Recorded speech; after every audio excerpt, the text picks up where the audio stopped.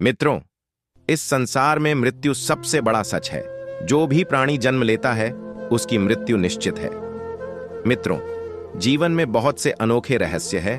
उन्हीं रहस्यों में से एक है मृत्यु। मित्रों, क्या आपने कभी सोचा है कि किसी व्यक्ति की मृत्यु के बाद उसके शव के अंतिम संस्कार होने तक उसे अकेला क्यों नहीं छोड़ा जाता है? तो मित्रों, आज की यह वीडियो आपके लिए बहुत महत्वपूर्ण है, क्योंकि आज के इस वीडियो में हम मृत्यु के बाद के अनेक रहस्यों के बारे में बताने वाले हैं। ये ऐसे रहस्य हैं जिनके बारे में शायद ही आप जानते हो। मित्रों, इन रहस्यों में से पहला रहस्य यह है कि शव को अकेला क्यों नहीं छोड़ा जाता है। दूसरा यह है कि प्राणी को मनुष्य योनि किस लिए मिलती है तथा जन्म और मृत्यु का रहस्य क्या है। तीसरा, मृत्यु के बाद सिर के बाल क्यों मुंडवाए जाते हैं। मित्रों, यह मान्यता है कि मृत्यु के बाद आत्मा कुछ समय तक आसपास बनी रहती है और ऐसा माना जाता है कि आत्मा को शांति देने और उसके अंतिम संस्कार की प्रक्रिया को विधिपूर्वक पूरा करने के लिए शव की देखभाल करना आवश्यक होता है। कुछ परंपराओं में यह भी माना जाता है कि शव को अकेला छोड़ने से नकारात्मक ऊर्जा या बुरी आत्माएं उसे प्रभावित कर सकती है। अगर शव को खुला छोड़ दिया जाए तो यह पर्यावरण और आसपास के लोगों के स्वास्थ्य के लिए खतरा बन सकता है। शव को अकेला छोड़ने से परिवार और प्रियजनों को मानसिक कष्ट हो सकता है। किसी की मृत्यु के बाद उसके परिजनों और मित्रों को शोक मनाने और अंतिम दर्शन करने का अवसर दिया जाता है। शव को सम्मान देना समाज की नैतिक जिम्मेदारी मानी जाती है। शव को अकेला छोड़ने से यह चोरी, अपमानजनक कृत्यों या जंगली जानवरों के हमले का शिकार हो सकता है। गरुड़ पुराण में शव को अकेला न छोड़ने के बारे में विस्तृत रूप से बताया गया है। यह पुराण मृत्यु, आत्मा के मार्ग, पाप पुण्य और कर्मों के फल से संबंधित महत्वपूर्ण ज्ञान प्रदान करता है। शव को अकेला न छोड़ने के पीछे धार्मिक, आध्यात्मिक और रहस्यमयी कारण बताए गए हैं। गरुड़ पुराण के अनुसार मृत्यु के तुरंत बाद आत्मा भटकती है और कुछ समय तक अपने शरीर के आसपास ही रहती है। यह आत्मा भ्रमित होती है और अपने परिजनों से संपर्क करने की इच्छा रखती है। यदि शव को अकेला छोड़ दिया जाए तो आत्मा को कष्ट हो सकता है और वह असुरक्षित महसूस कर सकती है। शव को अकेला छोड़ने से नकारात्मक ऊर्जा और बुरी आत्माएं उस पर प्रभाव डाल सकती हैं। गरुड़ पुराण के अनुसार मृत्यु के बाद कुछ समय तक आत्मा कमजोर स्थिति में होती है और इस दौरान यदि शव को अकेला छोड़ दिया जाए तो प्रेत, पिशाच या अन्य नकारात्मक शक्तियां उसे प्रभावित कर सकती हैं। गरुड़ पुराण के अनुसार शव के पास रहकर उचित मंत्रोच्चार और अंतिम संस्कार के विधि विधान करने से आत्मा को शांति मिलती है। आत्मा को मोक्ष दिलाने के लिए गंगा जल, तुलसी पत्र और चंदन का प्रयोग करना आवश्यक बताया गया है।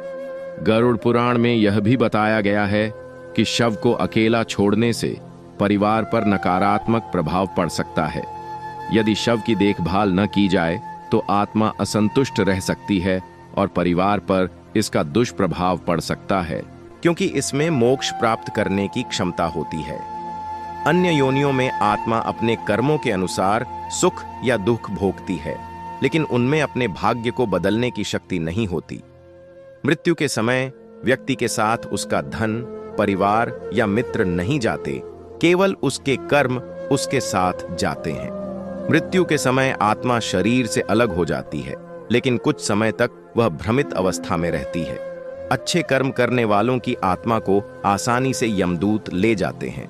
पापी व्यक्ति की आत्मा को मृत्यु के समय कष्ट उठाना पड़ता है और यमदूत उसे खींचकर यमलोक ले जाते हैं। गरुड़ पुराण में कहा गया है कि मृत्यु के बाद आत्मा को यमलोक की कठिन यात्रा करनी पड़ती है, जिसे 100 योजन मार्ग कहा गया है। इस यात्रा में आत्मा को 13 दिन तक कष्ट उठाने पड़ते हैं।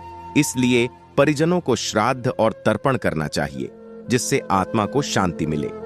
इस यात्रा के दौरान आत्मा को अपने जीवन के अच्छे और बुरे कर्मों का पूरा विवरण दिखाया जाता है। यमराज आत्मा के कर्मों का लेखा जोखा देखकर उसे स्वर्ग, नरक या पुनर्जन्म का निर्णय देते हैं। पुण्य आत्मा को स्वर्ग भेजा जाता है, जहां वह अपने अच्छे कर्मों का फल भोगती है। पापी आत्मा को नरक में भेजा जाता है, जहां उसे कठोर दंड दिया जाता है। जिनकी आयु शेष होती है या जिनका कर्मों के अनुसार पुनर्जन्म होना तय होता है, वे पुनः जन्म लेते हैं। गरुड़ पुराण में कहा गया है कि मनुष्य योनि ही एकमात्र ऐसी योनि है जिसमें आत्मा मोक्ष प्राप्त कर सकती है और जन्म मरण से मुक्ति पा सकती है। मनुष्य योनि से मनुष्य मोक्ष की प्राप्ति कर सकता है। मोक्ष प्राप्त करने के लिए व्यक्ति को सत्कर्म, भक्ति, सत्य आचरण, दया, परोपकार और ध्यान करना चाहिए। जो व्यक्ति सांसारिक मोह माया से मुक्त होकर भगवान का स्मरण करता है, वह जन्म मृत्यु के चक्र से मुक्त हो सकता है। गरुड़ पुराण के अनुसार जन्म और मृत्यु केवल आत्मा की यात्रा के अलग अलग चरण हैं। जन्म पूर्व कर्मों का परिणाम है, जबकि मृत्यु केवल शरीर का अंत है। आत्मा अमर होती है। मोक्ष प्राप्त करना ही आत्मा का अंतिम लक्ष्य है, जिससे यह जन्म मृत्यु के चक्र से मुक्त हो सकती है।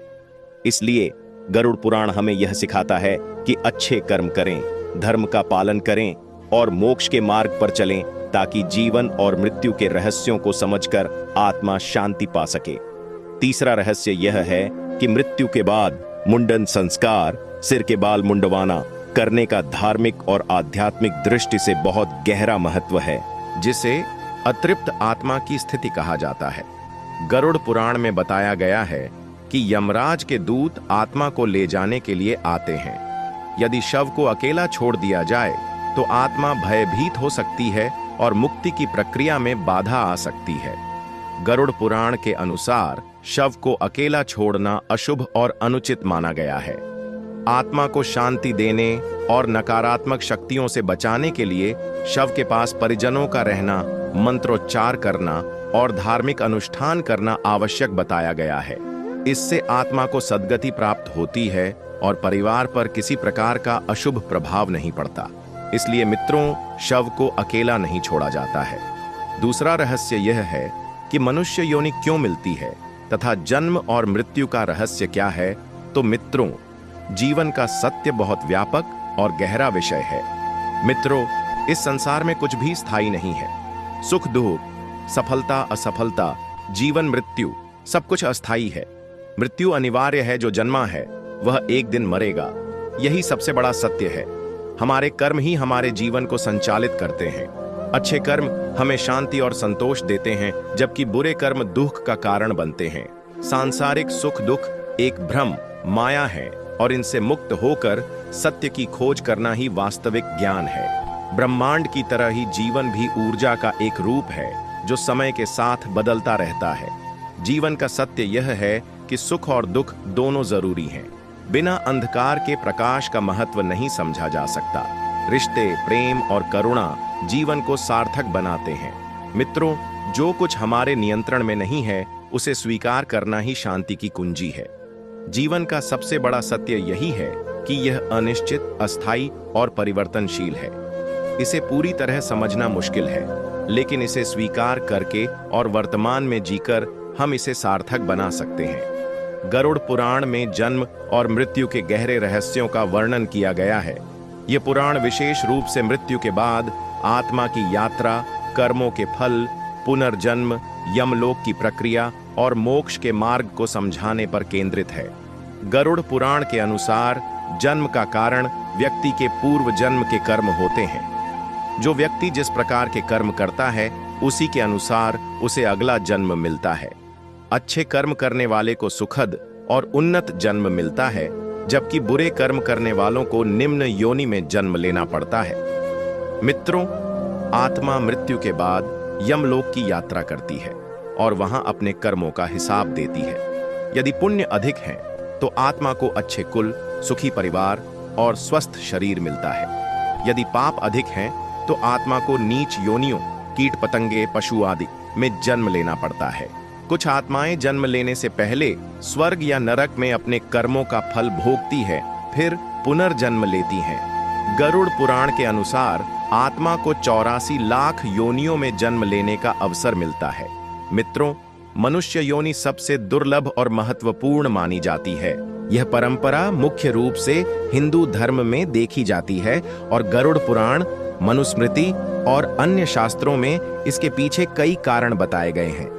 हिंदू मान्यताओं के अनुसार जब परिवार में किसी की मृत्यु होती है तो घर के सदस्य अशुद्ध अवस्था में होते हैं। मुंडन करने से व्यक्ति बाह्य और आंतरिक रूप से शुद्ध होता है और मृत्यु के बाद किए जाने वाले धार्मिक अनुष्ठानों में भाग लेने के योग्य बनता है। मुंडन को पितृतर्पण का एक महत्वपूर्ण हिस्सा माना जाता है। इसे करने से पितरों, मृत पूर्वजों को शांति और मोक्ष मिलने में सहायता मिलती है। यह संकेत देता है कि परिवार के लोग अपने प्रियजन की आत्मा की मुक्ति के लिए समर्पित हैं। सिर के बालों को अहंकार, भौतिक इच्छाओं और मोह माया का प्रतीक माना जाता है। मुंडन करने से यह दर्शाया जाता है कि व्यक्ति मृत्यु को स्वीकार कर रहा है और सांसारिक मोह माया से खुद को अलग कर रहा है। गरुड़ पुराण के अनुसार मृत्यु के बाद आत्मा 13 दिनों तक अपने पुराने शरीर और परिवार के आसपास रहती है। यदि परिवार के लोग सही रीति रिवाजों का पालन करते हैं, जिसमें मुंडन भी शामिल है, तो आत्मा को शांति और सद्गति प्राप्त होती है। शास्त्रों के अनुसार सिर के बाल हमारे शरीर की ऊर्जा को संचित और नियंत्रित करने में मदद करते हैं। मुंडन करने से नकारात्मक ऊर्जा समाप्त होती है और व्यक्ति मानसिक रूप से हल्का महसूस करता है। मुंडन करने से व्यक्ति को यह एहसास होता है कि मृत्यु अटल है और हमें जीवन में अहंकार, लालच और मोह से ऊपर उठकर अच्छे कर्म करने चाहिए। हिंदू धर्म में अंत्येष्टि संस्कार के बाद 10वें, 11वें या 13वें दिन मुंडन किया जाता है।